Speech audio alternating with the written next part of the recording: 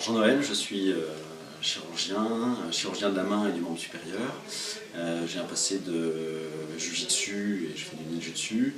Je suis très content d'avoir découvert le C3, premièrement parce qu'il est proche de la réalité et de la violence de la réalité, et surtout dans l'efficacité.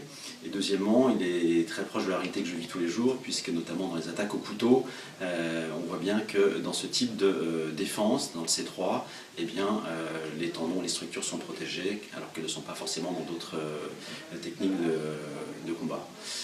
Voilà pourquoi, effectivement, pour moi, le C3 est un système de combat extrêmement efficace. Je vais vous poser une question maintenant. Concernant une protection où on met les avant-bras en avant, d'accord? C'est-à-dire que le mythe de dire qu'on protège les tendons internes, est-ce que je peux montrer par exemple le mouvement de la position interne pour protéger les tendons intérieurs?